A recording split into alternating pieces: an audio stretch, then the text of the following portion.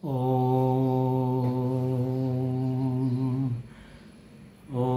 नमः शिवाय गुरवे सच्चिदानंदमूर्तये निष्प्रपंचाय शांताय निरालंबाय तेजसे। हरिओम प्रभु जी, आज के इस अध्यात्म परिषद में आप सबका स्वागत है।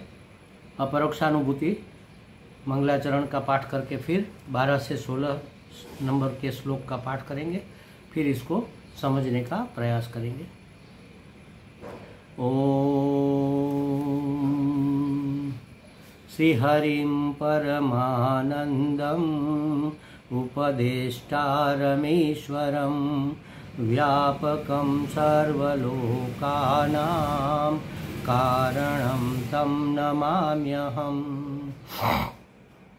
कोऽहं कथमिदं जातं को वै कर्तास्य विद्यते उपादानं किमस्तिह विचारसोऽयमीदृशः। नाहं भूतगणो देहः नाहं चाक्षगणस्तथा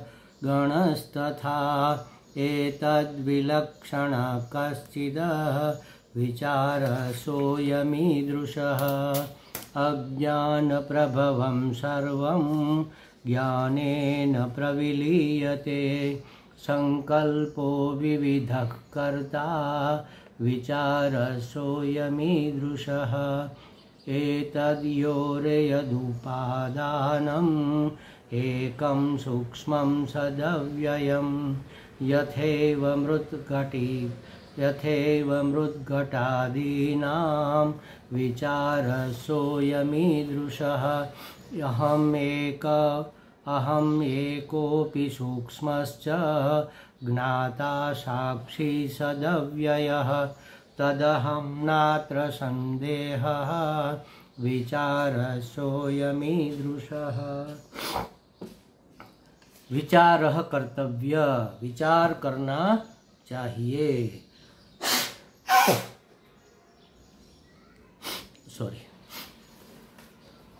किस प्रकार विचार करना चाहिए ये समझाया हमें कि को हम विचार करना चाहिए, कथमिदं जातम विचार करना चाहिए, को वै कर्तास्य विद्यते ऐसा विचार करना चाहिए, उपादानम किमस्तिह उपादान क्या है यह विचार करना चाहिए।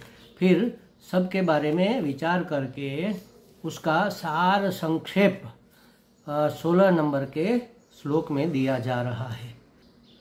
और क्या कहा कि अहम एकः, मैं एक हूँ। मैं माने आत्मा, आत्मा एक ही है जो हर जगह व्याप्त है, हर समय में उपस्थित है और हर वस्तु के रूप में अभिव्यक्त हो रहा है। हर परिस्थिति उसी के ऊपर घटित हो रही है, हर घटना हर परिस्थिति उसी के ऊपर निर्मित हो रही है, हर घटना उसी अधिष्ठान पर घटित हो रही है। ऐसा मैं आत्मा एक हूँ, एकमात्र हूँ।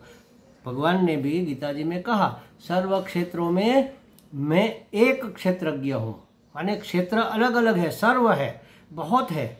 मनुष्य है, प्राणी है, पशु है, पक्षी है, कीट पतंग है, जड़ चेतन जो भी है, सजीव निर्जीव जो भी है, पत्थर पानी पदार्थ, उन सभी क्षेत्रों में, क्षेत्र माने फील्ड, उस सभी फील्ड में जो उसको जानने वाला, उस क्षेत्र को जानने वाला जो क्षेत्रज्ञ है, चैतन्य, वह अनंत है, वह मैं हूँ, वह परम है। इसलिए आत्मा को समझने के लिए, सब जगह व्याप्ति आत्मा की समझने के लिए हम उसे परमात्मा कहते हैं। परम आत्मा वह कैसा हो सकता है? एक ही, तभी तो परम होगा ना। परम माने सब उसी में समा जाए, एक ऐसा एक जो अद्वितीय एक हो। एकम एव अद्वितीय अहम, मैं अद्वितीय एक हूँ। तो पहले जो प्रश्न किया गया था को हम, मैं कौन हूँ, इसका जो नहीं हूँ इसका नकार करने के बाद अब स्वीकार करते हैं कि यह मैं हूँ। अहम एकः अपि, सूक्ष्मश्च, मैं सूक्ष्म भी हूँ। सूक्ष्म माने पारदर्शक हूँ, अत्यंत व्याप्त हूँ, तभी तो एक हो सकता है ना। हर जगह व्याप्त है तभी तो एक होगा। अलग अलग एंगल से मैं की समझ हमें प्रदान की जा रही है। सूक्ष्म हूँ, सबका ज्ञाता हूँ, सब जगह व्याप्त है तो सबका ज्ञाता होगा, सबको जानने वाला। मैं यहाँ हूँ तो यहाँ की परिस्थिति शायद थोड़ी बहुत जानता हूँ, लेकिन सब जगह अगर मैं व्याप्त हूँ तो सबका ज्ञान मुझे हो सकता है। सबका ज्ञाता हूँ माने ज्ञान स्वरूप ही हूँ, ऐसा समझ लो। मेरा स्वरूप ही सूर्य जैसे प्रकाश स्वरूप ही है। किसी स्थूल वस्तु का नाम सूर्य नहीं है, प्रकाश पुंज का नाम सूर्य है। तो वह प्रकाश स्वरूप है। उसी तरह मैं ज्ञाता हूँ माने मैं ज्ञान स्वरूप ही हूँ, हर जगह व्याप्त हूँ। तो मैं क्या करता हूँ? कुछ करता नहीं, सिर्फ साक्षी हूँ, जानता हूँ, देखता हूँ, बस साक्षी मात्र हूँ। साक्षी कुछ करता नहीं, जो हो रहा है वह तटस्थ होकर देखता रहता है, बस वह जानता है सब। उसके साक्षित्व में सब घटित होता है। सत स्वरूप हूँ माने पहले भी था, आज भी हूँ, कल भी रहूँगा। सत स्वरूप हूँ, अव्यय हूँ, जिसका व्यय नहीं होता। अवयवी जो होता है ना, उसका व्यय होता है। स्पेयर पार्ट जिसके होते हैं वह बिखर जाते हैं, अलग हो जाते हैं, फिर उसका क्षय हो जाता है। तो ऐसा में सद्व्ययम तत्र हम नात्र संदेह। अब ऐसा में निश्चित हुआ, इसमें मुझे कोई संदेह नहीं है। इस प्रकार अंतिम विचार करना चाहिए। माने जो आगे 5 श्लोकों में विचार किया उसका यहाँ पर सार संक्षेप दिया जा रहा है, उपसंहार किया जा रहा है। तो इसी को हम समझ रहे थे। क्या समझ रहे थे? कि ये सब साधन है अपने आप को जानने के, परम को प्राप्त करने के। साधन किसको? साधन की विशेषता ही यही है, साधन का सामर्थ्य ही यही है कि दिखाई देती हुई अनेकता में एकता को खोज ले, या तो अनेकता में एकता की खोज में हमें लगा दे। इसी का नाम तो साधन है। अनेक दिख रहा है ना, सब अनेक दिख रहा है, लेकिन है वास्तव में एक ही। हमारे गुरुजी उदाहरण देते थे कभी कभी कि समझो कि आपने स्वामी जी को चाय पर बुलाया, वो तो चाय वाय पीते नहीं, लेकिन उदाहरण के रूप में कहते हैं कि स्वामी जी को आपने चाय पर बुलाया और आपने एक ऐसे कमरे में बिठाया जिसकी चारों दीवारों पर बड़े बड़े 4 मिरर लगे हुए हैं। हमने देखा आगे पीछे आजू बाजू सब जगह मिरर लगे, बड़े बड़े आईने, दर्पण लगे हुए हैं। तो 4 दर्पण और एक बीच में बैठा मैं, 5 दिखते हैं। तो आपको 5 कप चाय बनानी पड़ेगी क्या? क्योंकि जो जो दिख रहा है सबके लिए एक एक कप चाय बना दो, और जो बीच में बैठा है उसके लिए चाय नहीं। आप एक स्वामी जी को 1 कप चाय हाथ में पकड़ा दो तो सब के हाथ में चाय आ जाएगी। बीच में बैठे हुए स्वामी जी चाय पी लेंगे तो सब चाय पी लेंगे। मतलब यही कि भिन्न भिन्न रूप में, अनेक रूप में दिखने वाले जो है वह प्रतिबिंब है, और बीच में उसके मध्य में उसके आधार रूप, उसके अधिष्ठान रूप जो बैठे हैं स्वामी जी, वह मुख्य बिंब के रूप में है, बाकी सब प्रतिबिंब है। तो बिंब को अगर जान लिया जाए तो प्रतिबिंब जानने में आ जाता है। तो कहते हैं कि सब में एक को दिख जाना, यही, या तो सब में एक को दिखा देना, यही साधन की सामर्थ्य है, यही साधन की विशेषता है। अगर साधन हमें सब में एक को नहीं दिखाता तो वह साधन हमारे लिए शायद उपयोगी नहीं है। मर्त्य में अमर्त्य को दिखा दे। जो मर्त्य हमें दिख रहा है, जड़ दिख रहा है, उसमें कहाँ चेतन किस रूप में छिपा हुआ है यह दिखा दे। जैसे अस्थिभाति प्रिय तो सब में होता ही है, उसका होनापन, उसका भासनापन, उसका उपयोगी प्रियत्व, ये सब सच्चिदानंद के ही स्वरूप के लक्षण है। तो मर्त्य में जो अमर्त्य को दिखा दे, छोटे में जो महान को दिखा दे। कैसे दिखाएंगे? छोटी सी वस्तु है उसमें महान कैसे दिखेगा? तो छोटी छोटी उपाधि में अभिव्यक्त हो रहे सभी उपाधियों में सूत्रात्मा जो प्रसरा हुआ है, पिरोया हुआ है, वह प्राण, और प्राण को भी जिसने धारण कर रखा है वह आत्मा चैतन्य अनंत है। तो छोटी चीज में भी वो जो महान दिख रहा है उसका दर्शन करा दे। जैसे एक कमरा है, बिल्कुल बंद है, खाली है, बीच में हम खड़े हैं और एक छोटी सी बारी अगर खोल ली तो वहां से क्या दिखेगा? आकाश दिखेगा। तो छोटी सी बारी में से अनंत आकाश में, वहां पर हम अगर अपना मुंह डालकर अपनी आंखें गड़ा कर देखेंगे, बाहर अपना सिर बाहर निकाल कर देखेंगे तो हमें अनंत आकाश दिखेगा। तो बारी तो छोटी सी है, छोटे में भी अनंत को दिखा दे। तो छोटी छोटी वस्तुओं में भी अनंत चैतन्य व्याप्त है, उसको दिखा दे, वही साधन की सार्थकता है। स्थूल में सूक्ष्म को दिखा दे। जो स्थूल रूप में हमें नक्कर रूप में दिख रहा है, उसमें कुछ सूक्ष्म ऐसा अंश है जो सनातन है, माने पहले भी था, आज भी है, कल भी है। उसका होनापन वो कभी मिटेगा नहीं, वो है। जैसे घड़ा है, अब घड़ा फूट गया तो ठिकरा है, उसका हैपन तो रहेगा। ठिकरा मिट गया और कंकड़ हो गए तो कंकड़ है, उसका हैपना कभी जाता नहीं। और कंकड़ पीस कर मिट्टी हो गई तो मिट्टी भी है, तो उसका होनापन हमेशा रहता है। जो है वह भासता भी है, तो उसका भासनापन भी हमेशा रहेगा। घड़ा भासमान हो रहा है, ठिकरा भासमान हो रहा है, कंकड़ भासमान हो रहा है, मिट्टी भासमान माने रज भासमान हो रही है, तो उसका भासनापन भी हमें वो कभी मिट नहीं सकता। वो भी अनंत चैतन्य का लक्षण है। और उसकी उपयोगिता, हर एक वस्तु की कोई ना कोई उपयोगिता है। घड़ा पानी भरने के काम में आता है तो ठिकरा भी किसी न किसी काम में आता होगा। कंकड़ भी कभी हमें, कंकड़ की हम कहते हैं ना, एक चपटी धूल की भी आवश्यकता रहती है, जरूरत पड़ती है। तो स्थूल में जो सूक्ष्म है, अस्थि भांति प्रिय, उसको दिखा दे, वही साधन की विशेषता है, वही साधन की सार्थकता है, वही साधन का सामर्थ्य है।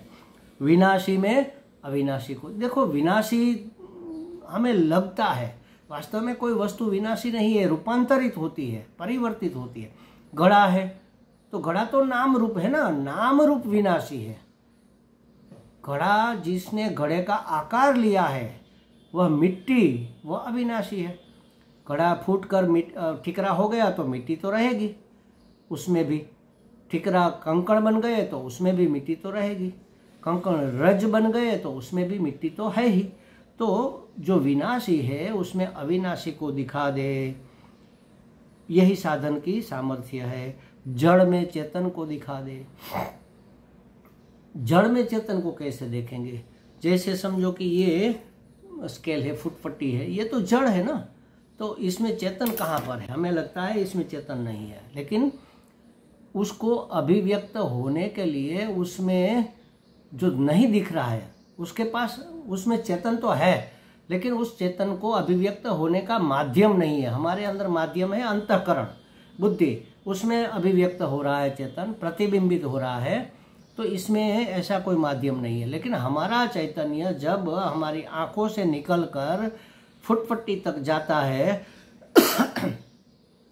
और फुटपट्टी में रहे हुए गुप्त चैतन्य से जब मिलता है, तब हमारे चैतन्य में, हमारी वृत्ति में आकार बनता है।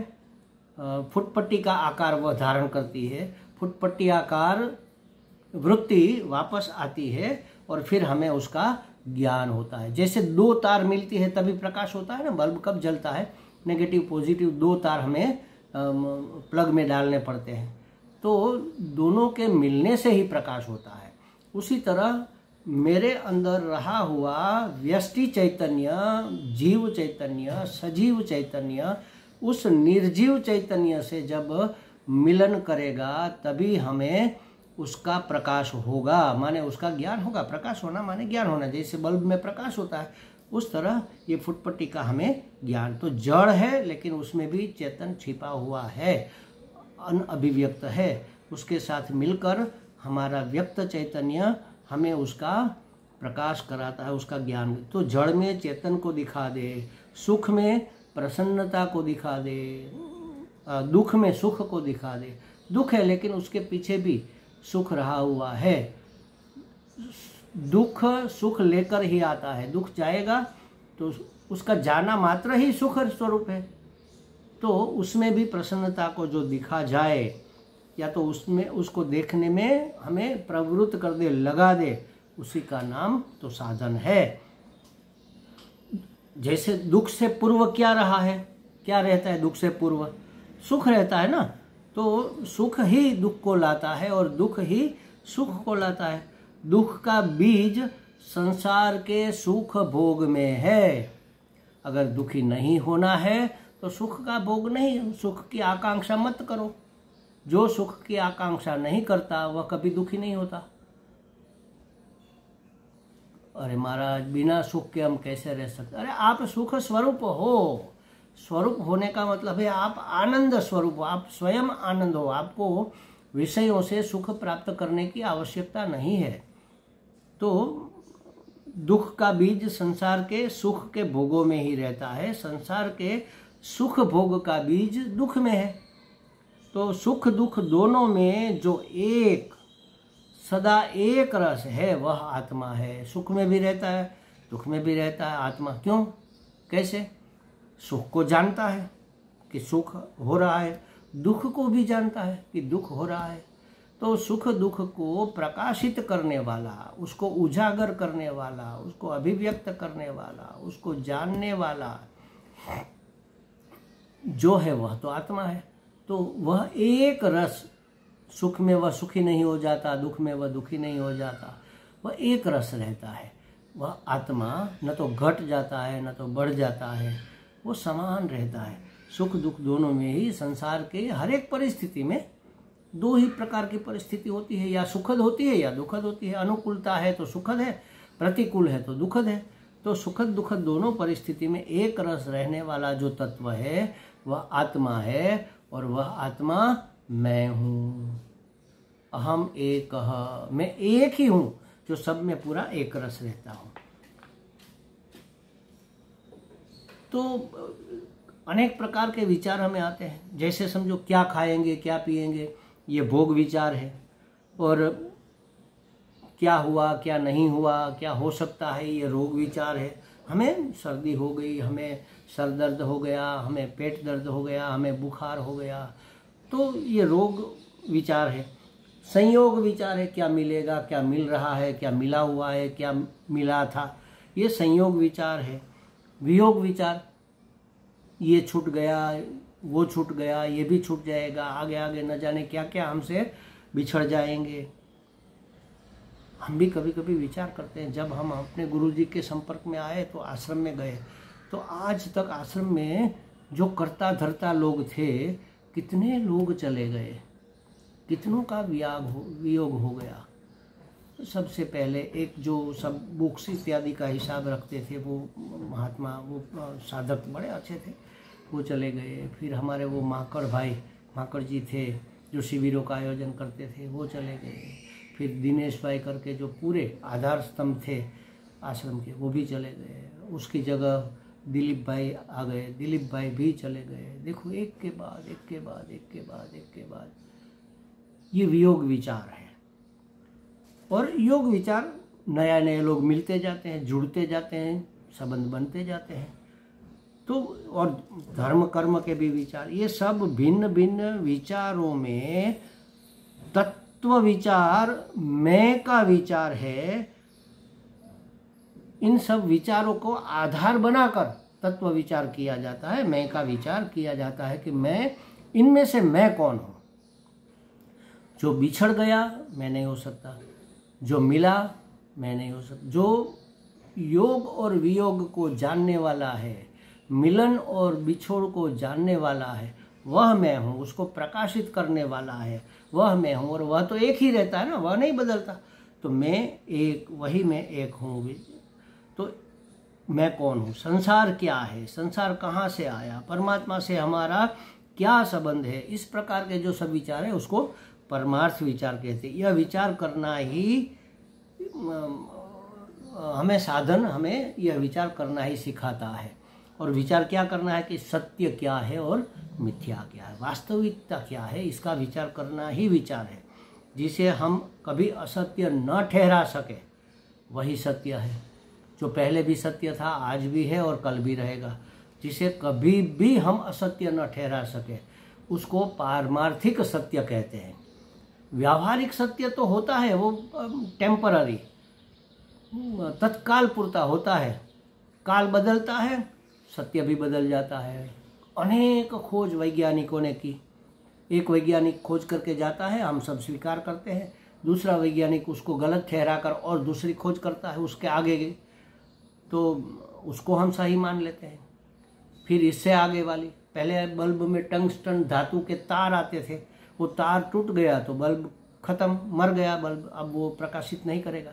लेकिन आजकल जो बल्ब आते हैं उसमें न तो तार आता, उसमें कोई गैस भरी हुई होती है और वह प्रकाशित होता है और बिजली भी कम खर्च करता है। तो ऐसे वैज्ञानिक खोज होती रहती है, पहले वाले को इनकार करके दूसरे वाले को फिर स्वीकार किया जाता है। यह व्यवहार सत्य है, वह टिकता नहीं है, वो वास्तविक सत्य नहीं, इसको सत्य नहीं कहते, ये तो टेम्पररी है, सापेक्ष सत्य है, रिलेटिव सत्य है। रियल सत्य पारमार्थिक सत्य होता है, इसकी रिलेशन में यह सत्य है, इसकी अपेक्षा से यह सत्य है, तो ये व्यवहार सत्य है। और दर्पण में हमारा प्रतिबिंब दिखता है तो हम बिल्कुल ऐसे है ऐसा निश्चय हम करते हैं, तो प्रतिबिंब क्या है, वह प्रातिभाषिक सत्य है। ये हम जो कर रहे हैं व्यवहार, ये व्यावहारिक सत्य है। और पारमार्थिक सत्य क्या है, तो योग और वियोग व्यावहारिक सत्य है, लेकिन योग वियोग का प्रकाशक जो है वह पारमार्थिक सत्य है। वह मैं हूँ, वास्तविक वह कौन है, वह मैं, वास्तविक यथार्थ में वही हूँ। हम अपने को न असत्य सोच सकते हैं और न बना सकते। मैं ऐसा सत्य हूँ जो कभी असत्य हो ही, अपने आप को मैं नहीं हूँ ऐसा कभी हम सोच नहीं सकते, अपने आप को मैं असत्य बना नहीं सकते। अतः अपना आपा जो है, अपना होनापन है, वही सत्य है। अपना होना माने अस्ति, और वह कैसा है इसका भी हमें विचार करना चाहिए। उसका विचार हम अहम एक वह सत्य कैसा है इसका हम विचार फिर करेंगे। ओम पूर्णमदः पूर्णमिदं पूर्णात् पूर्णमुदच्यते पूर्णस्य पूर्णमादाय पूर्णमेवावशिष्यते। ओम शांति शांति शांति। हरि ओम। श्री गुरुभ्यो नमः। हरि ओम।